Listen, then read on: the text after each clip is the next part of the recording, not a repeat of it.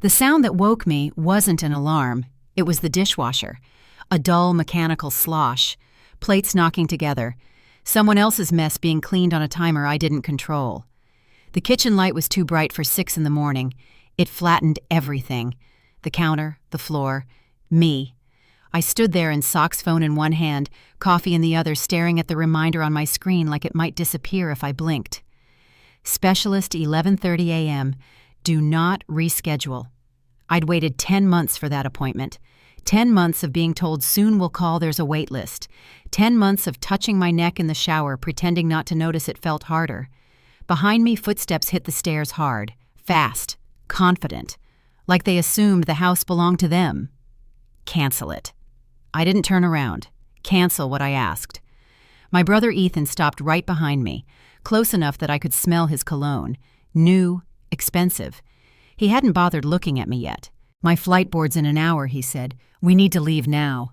I took a sip of coffee. It tasted burnt. I'm not taking you. Silence slammed down. I turned. He was staring at me now, confused like a chair had just insulted him. You're joking. No.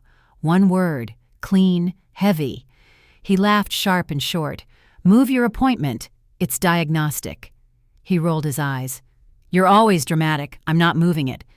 That was the first snap. I felt it low in my chest. Quiet. Controlled. If you've ever been treated like the extra, like the backup, like your life can wait while someone else's dream takes priority, stay with me. And if these stories sound familiar, hit like, subscribe, and stay here. You're not crazy for feeling this way. Ethan stepped closer. His voice dropped. Get your keys. No. His jaw tightened. Don't do this today. I am doing this today. That was the second snap. His hand came up fast. Open palm. Not rage. Ownership. It hit my shoulder and slid up into my jaw as I stumbled back. My hip slammed into the counter. The mug flew from my hand and shattered on the tile. Coffee splashed the cabinets dark and sticky. My ears rang. High, thin. That's what happens when you're selfish, he said. I looked up from the floor. My parents were standing in the doorway. They hadn't rushed in. They hadn't shouted. They'd been there long enough to see everything. My father crossed his arms. My mother glanced at the microwave clock. Ethan turned to them, breath fast. She won't take me. No one asked if I was okay. No one looked at my face. My mother sighed like I'd just spilled something inconvenient. You always choose the worst timing, she said to me. I have a medical appointment, I said. My voice didn't sound like mine. I waited almost a year. My father shrugged. So wait longer. I stared at him. He only gets one shot, my mother added. You can go another day. I was told not to, I said. Ethan scoffed. Doctors say that to everyone. I touched my jaw. My fingers came back wet. I need this, I said. My mother shook her head. You want this. That was the third snap. I stood up slowly. Every movement felt loud. I'm leaving, I said. Ethan laughed. Where are you going? I didn't answer him. I walked past them up the stairs into the room I barely used anymore. The light flickered when I flipped it on. I grabbed the duffel from under the bed. Clothes, charger, the folder with every medical paper I owned, the envelope of cash I'd hidden for emergencies no one else believed in. 14 minutes. That's how long it took for my entire role in that house to end. When I came back downstairs, Ethan was pacing by the door phone to his ear, already complaining about traffic. My mother was holding his shaker bottle, tightening the lid like it mattered. I stopped at the doorway. My father didn't turn around. You're overreacting, he said. I opened the door. Cold air rushed in. Behind me, my mother spoke one last time. If you walk out now, she said flat and calm, don't expect us to care when something actually happens to you. I didn't become invisible all at once. It happened in pieces, small ones, quiet ones, the kind no one notices because nothing technically breaks. When Ethan was 9, my father tore up the backyard, not the weeds, not the fence, the ground. Concrete trucks came early on a Saturday. The neighbors stood at their windows with coffee mugs watching our lawn disappear. By noon there was a slab where grass used to be. By night lights, tall, white, industrial. They buzzed like insects and stayed on long after the rest of the block went dark.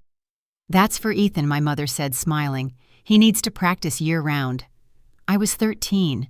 I remember nodding like that made sense. From then on, the sound of my childhood was impact. Ball against net. Ball against net, ball against net. It echoed through my bedroom walls every night, sometimes past midnight. I learned to count them. 100, 120, 140, waiting for silence so I could sleep. Weekends stopped being weekends. They became airports, hotels, fast food eaten in the car. My parents memorized flight numbers the way other people remembered birthdays. I learned to make my own dinners, learned to do my own laundry, learned not to ask if anyone was coming to my school events. They weren't. By 16, I had a job, then two, grocery store mornings, restaurant nights. I paid for my own phone, my own clothes, my own books. When I got into college on partial aid, my father looked up from his phone just long enough to say, "Good. Less for us to worry about. Ethan got custom gear every season. New cleats molded to his feet, gloves that cost more than my rent, trainers who showed up in branded jackets and didn't take checks. Cash only." I started sending money home when I was 19. Small amounts at first, just until next season, just until the dues clear. Just this once, it never stopped.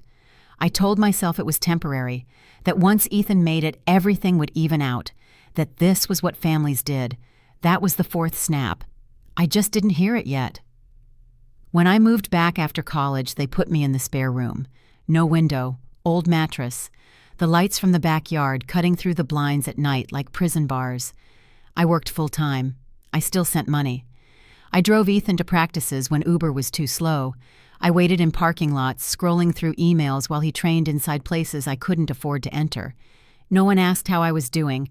When the lump showed up on my neck, I noticed it alone. In the bathroom mirror, head tilted, fingers pressing then pulling away like I'd touched something hot. I didn't say anything at first.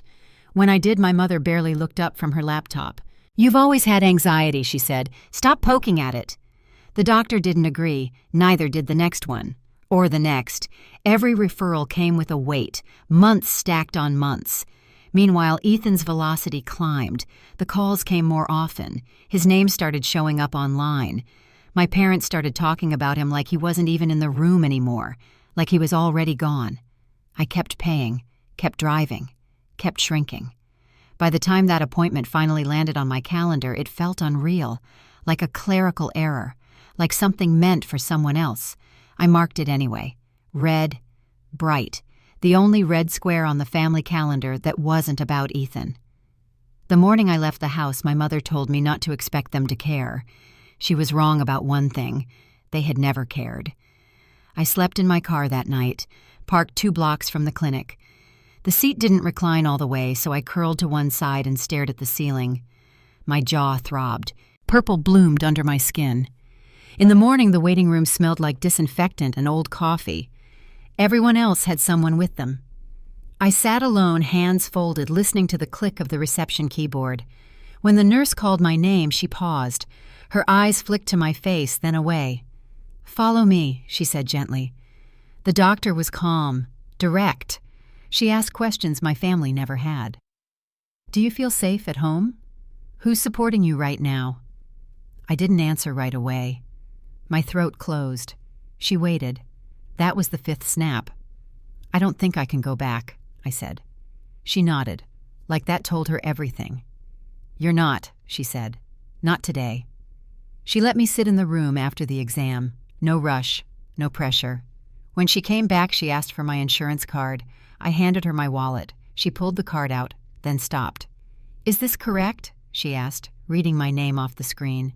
"Because there are accounts here that don't line up." I frowned. "I only have 2 cards." She turned the monitor slightly. Enough for me to see. There were more than 2. Different banks, different limits, all open in my name. My stomach dropped. "Have you checked your credit recently?" she asked. I shook my head. She clicked again. The room filled with soft, rapid taps. Numbers populated the screen. Rows, columns, dates, patterns. I recognized the cities first. Phoenix, Tampa, Atlanta, places I'd waited in cars while Ethan trained, hotel charges, flights, equipment, supplements, all under my name. The number at the bottom was wrong. It had to be. She read it out loud anyway. $163,000, she said quietly, and climbing. The room went silent. That was the sixth snap. I didn't cry. I didn't scream. I just sat there finally understanding what I'd been to them all along. Not a daughter, not a sister, a line of credit. The screen didn't feel real. Numbers never do at first. They sit there clean and polite, pretending they aren't about to ruin your life. The doctor, Dr. Helen Rowe, tilted the monitor a little closer to me. The light washed her face out, turned her eyes into glass. These accounts were opened over the last 3 years, she said. All under your name. I leaned forward.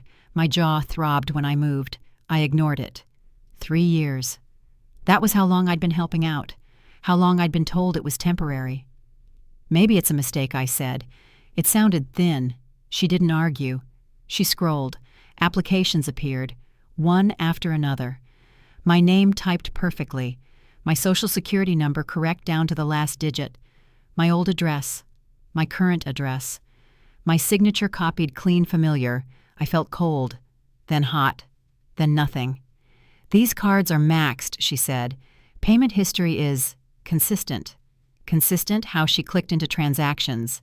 Airports first, hotels second, sporting goods third. I recognized the dates before I recognized the charges. March weekends, summer tournaments, long gaps in winter, bursts of spending that matched Ethan's schedule like a heartbeat. There it was, Tampa. I'd sat in the rental car for 6 hours that day, answering emails while rain hammered the windshield. Phoenix. I'd slept on the floor of a hotel room because they needed the second bed for stretching. "Do you see this?" she asked. I nodded. My hands were shaking now. I folded them together, pressed them into my lap until they stopped.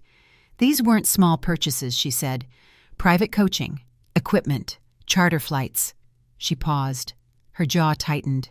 Performance supplements, she added. Some of these vendors are flagged. I swallowed. The room hummed. Air vent, computer fan. Somewhere down the hall, a printer clicked like a metronome, counting seconds I couldn't get back.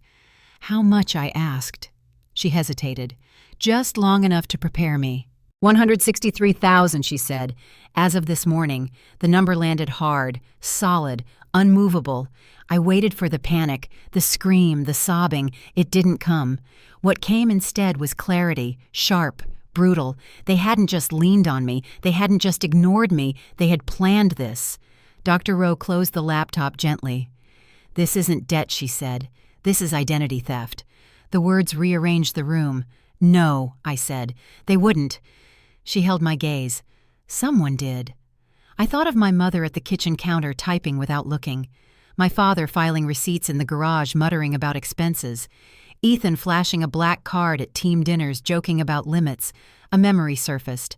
Him laughing once saying, "Relax, it's basically free money." I hadn't asked what he meant. That was the seventh snap. Dr. Rowe stood. "You're not going back there," she said again.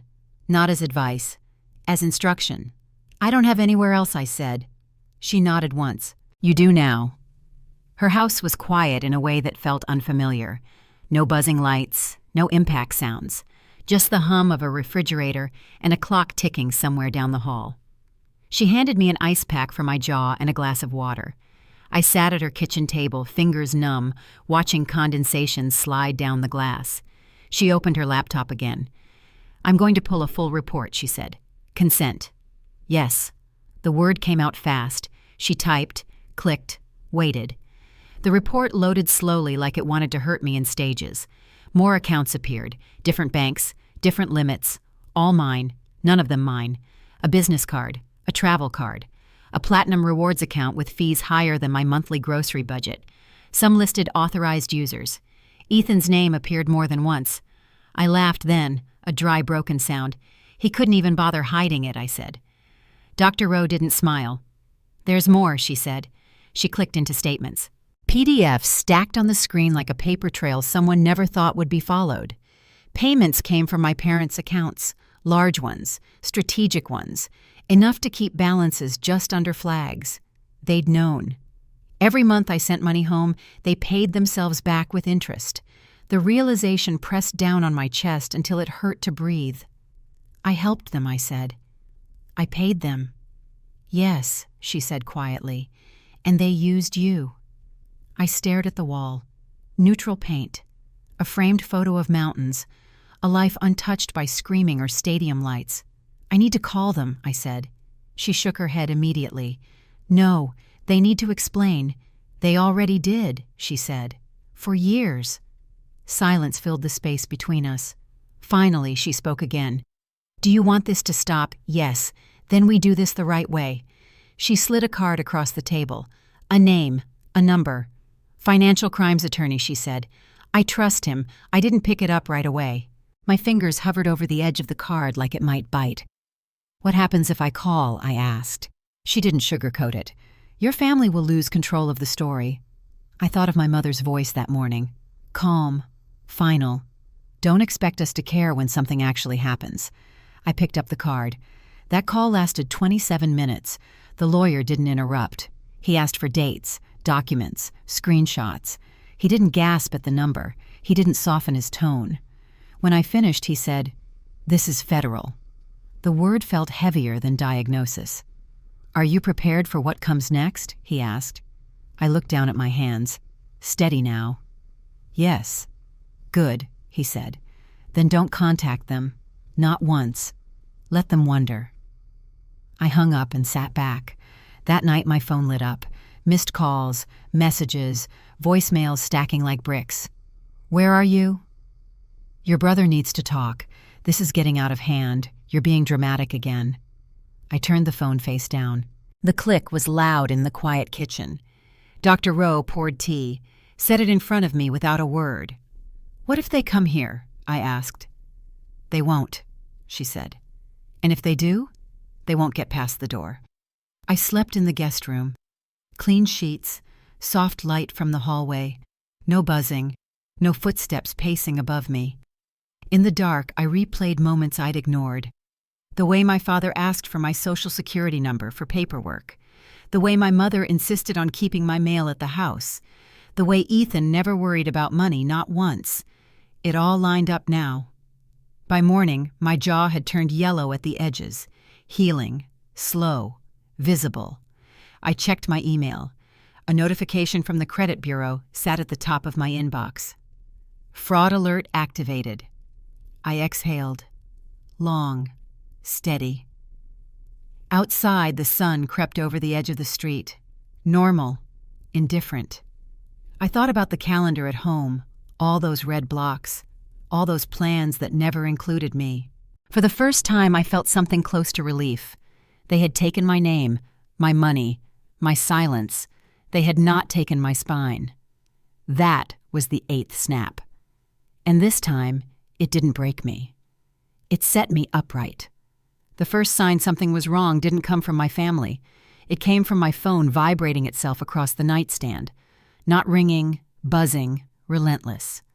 I was halfway through brushing my teeth when I glanced at the screen. Notifications stacked so fast they blurred.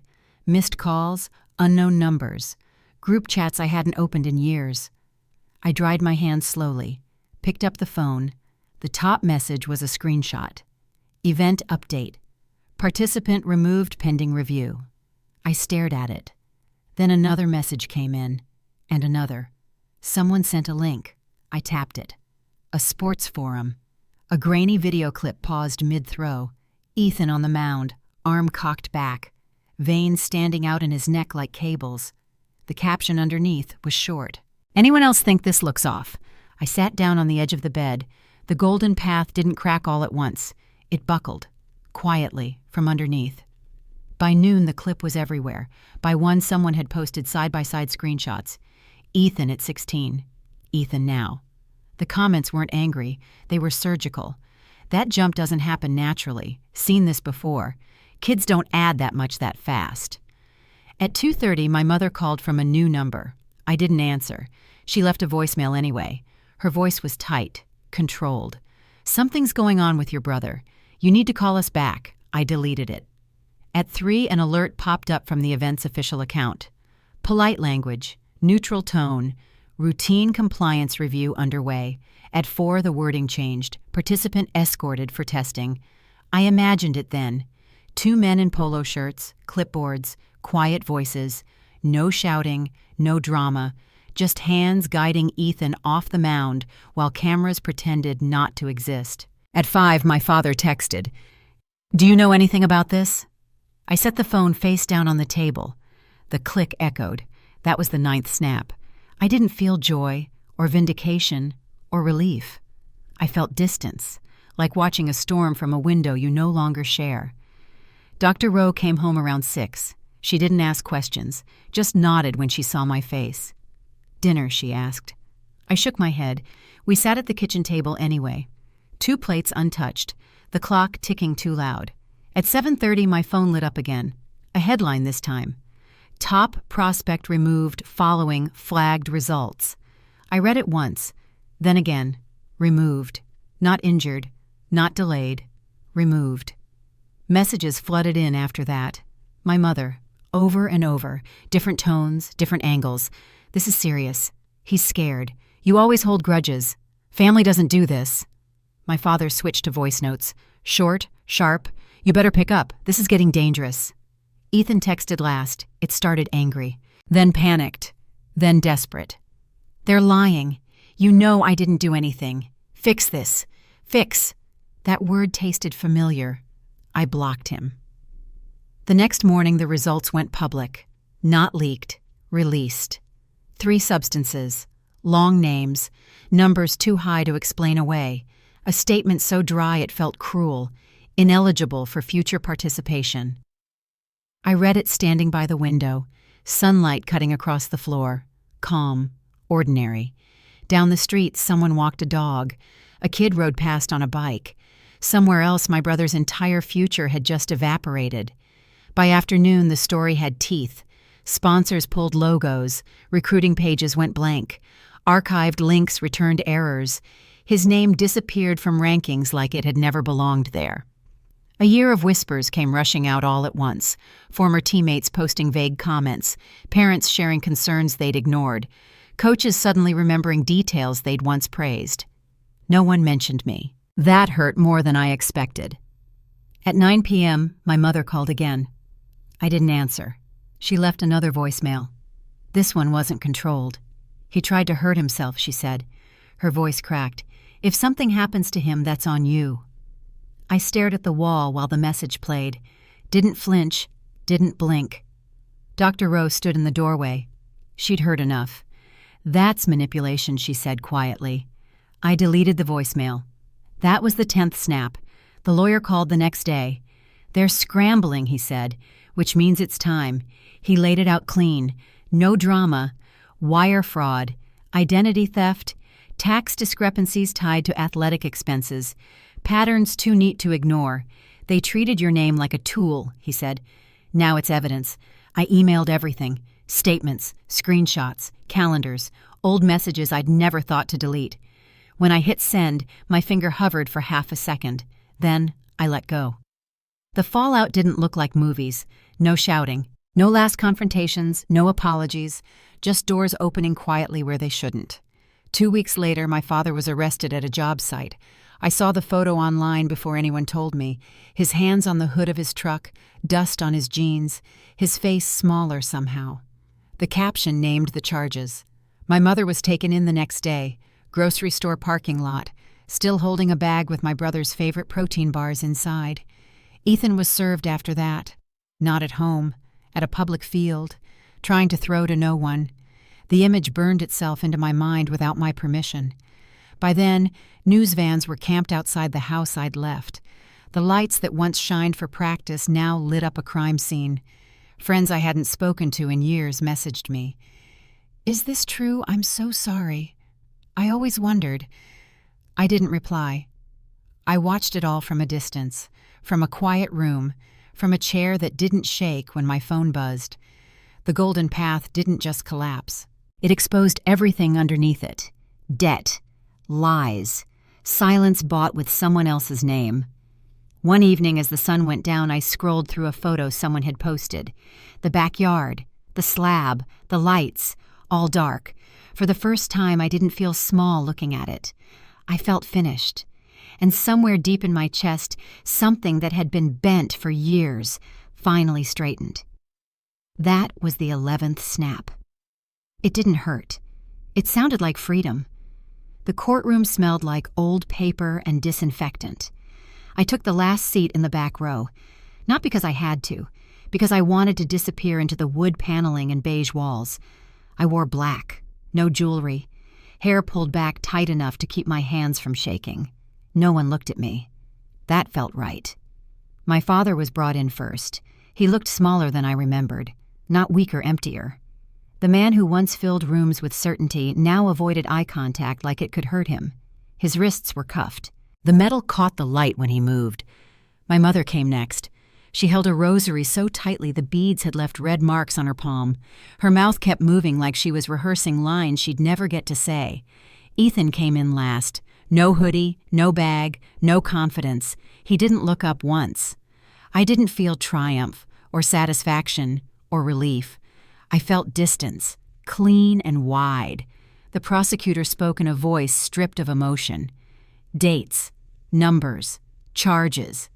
My name said aloud like it belonged to a stranger. Identity theft, wire fraud, conspiracy. The words stacked neatly like boxes being sealed. When the judge asked if there was anything to add, my father stood. His voice shook as he talked about sacrifice, about dreams, about doing what he thought was best. He didn't say my name. The sentence came down without ceremony. Time, restitution, assets seized. The house was included. That part landed quietly.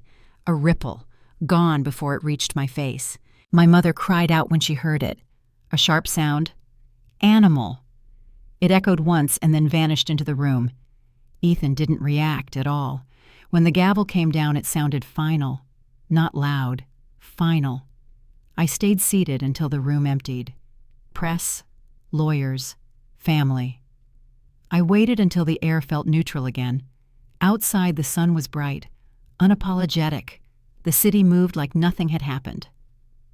That afternoon, I went back to the clinic. Dr. Rowe greeted me with the same calm she always had. She didn't ask how court went, just handed me a folder and sat across from me. Benign, she said. The word didn't register at first. She waited. No malignancy, she repeated. We'll remove it. Outpatient. You're okay. Okay. I nodded. Once, twice. When I stood up, my knees wobbled. She noticed. Pretended not to. I had the procedure 3 weeks later. 40 minutes. Local anesthesia. A thin line left behind like punctuation. I framed the pathology report. Not because I needed proof. Because I needed a reminder. Life didn't rush back in after that. It returned slowly, carefully, like it wasn't sure I wanted it. I found a small house on the edge of town. Green siding, one porch, a backyard just big enough for a garden and a dog I hadn't met yet. No lights, no concrete, no noise after dark. I slept on the floor the first night because the bed delivery was late. The hardwood was cold, solid. I slept anyway. Weeks passed, then months.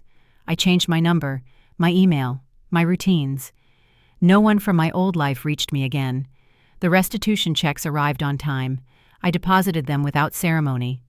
Money returned without apology. One morning in early fall, I drove without thinking. Took a familiar turn. Slowed when the street name came into view. The house looked different. A red sold sign stood where the mailbox used to lean. A moving truck blocked the driveway. A young couple carried boxes in through the front door. They laughed about something small. In the backyard, the slab was gone. So were the lights. Grass had already started to grow back over the scars. A little girl ran through the yard, chasing bubbles that popped before they touched the ground. I watched for 1 second. Then I drove on. My hands didn't shake on the wheel. At home, I made dinner. Simple. Quiet. I ate at the table. I washed my own plate.